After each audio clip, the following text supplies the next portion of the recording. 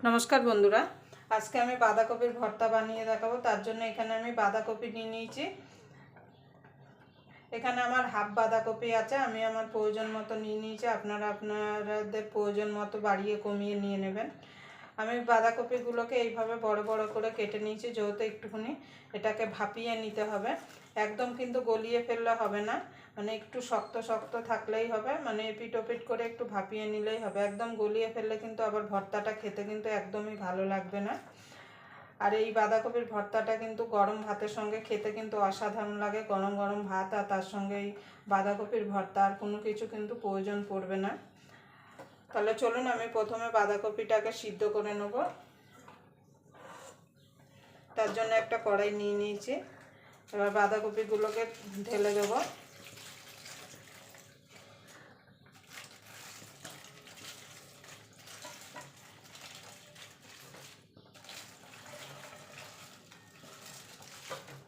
খুব বেশি ভাপানোর দরকার নেই, এপিট ওপিট করে একটু ভাপিয়ে নিলেই কিন্তু হবে, একদম গলিয়ে ফেলবেন না।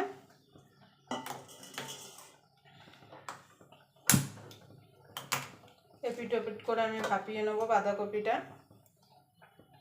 দেখুন বন্ধু, বাঁধাকপিটা ভাপিয়ে নিয়েছি।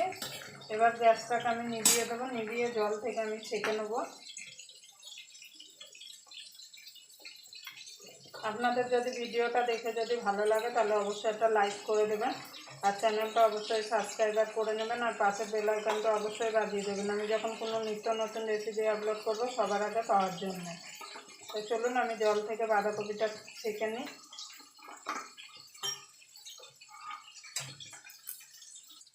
দেখুন বন্ধুরা, বাঁধাকপিটা আমি জল থেকে ছেঁকে নিয়েছি। এবার ঠান্ডা হয়ে গেলে এটাকে আমি মিক্সিতে দিয়ে পেস্ট বানিয়ে নেব। দেখুন বন্ধুরা, বাঁধাকপিটা করার জন্য আমি এখানে কড়াই বসিয়ে দিয়েছি। এবার কড়াইতে দিয়ে দেবো সরষের তেল।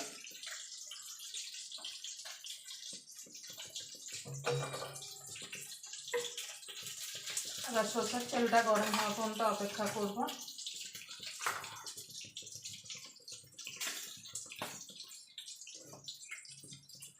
এই ভর্তাটা কিন্তু সরষের তেলেই করতে হবে, তাহলে কিন্তু খেতে বেশি ভালো লাগবে। তেলটা গরম হয়ে গেছে, দিয়ে দেবো রসুন, দিয়ে দেবো কাঁচা লঙ্কা। এবার এইটাকে একটুখানি ভাজা ভাজা করে নেব। দেখুন বন্ধুরা, রসুনটা আর কাঁচা লঙ্কাটা ভাজা ভাজা হয়ে গেছে, আমি তুলে নেব।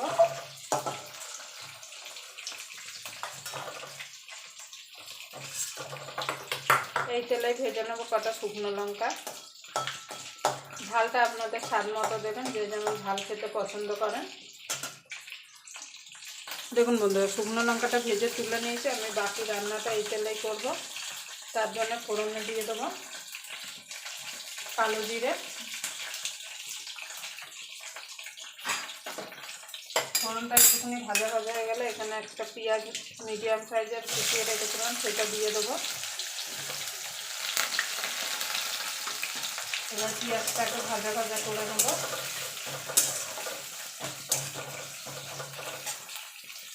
এদিকে পেঁয়াজটা ভাজা হতে থাক, এইটা আমি মিক্সিতে পেস্ট বানিয়ে নেব।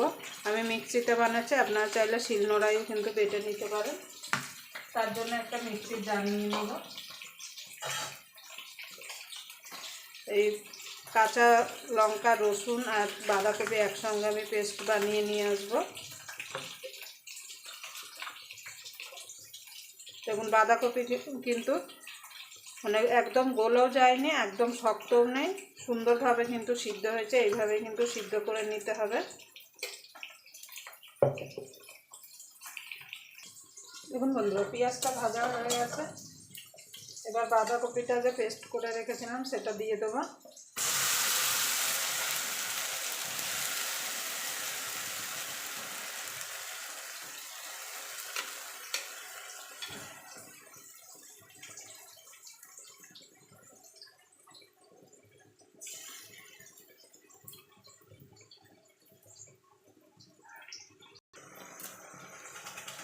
দেখুন দিয়ে দেবো স্বাদ মতো নুন।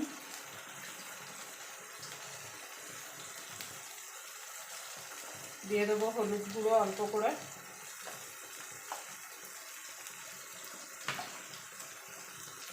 দিয়ে দেবো একটুখানি রঙের জন্য কাশ্মীরি লঙ্কার গুঁড়ো। এটা কিন্তু রং হবে, ঝাল হবে না। এবার এটাকে ভালো করে রান্না করে নেবো। যতক্ষণ বাঁধাকপিটাকে জল শুকিয়ে কড়াই থেকে না ছেড়ে আসছে ততক্ষণ এটাকে রান্না করে নিতে হবে। দেখুন বন্ধুরা, বাঁধাকপির ভর্তাটা হয়ে গেছে। এবার নামানোর আগে দিয়ে দেবো যে শুকনো লঙ্কাটা ভেজে রেখেছিলাম, সেটাকে গুঁড়িয়ে নিয়েছি। ঝালটা আপনাদের স্বাদ মতো দেবেন, যে যেমন ঝাল খেতে পছন্দ করেন। এবার ভালো করে মিশিয়ে নেবো। নামানোর আগে দিয়ে দেবো একটুখানি কাঁচা সর্ষের তেল। কাঁচা সর্ষের তেলটা কিন্তু অবশ্যই দিতে হবে। এবার ভালো করে মিশিয়ে নেব। দেখুন কড়াই থেকে এমনি কিন্তু ছেড়ে আসছে। দেখুন কালারটা দেখুন কত সুন্দর এসছে।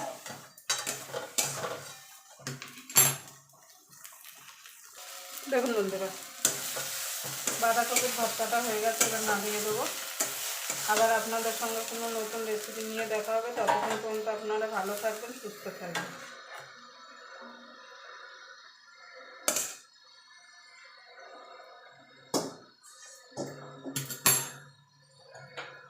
দেখুন কত সুন্দর হয়েছে দেখতে।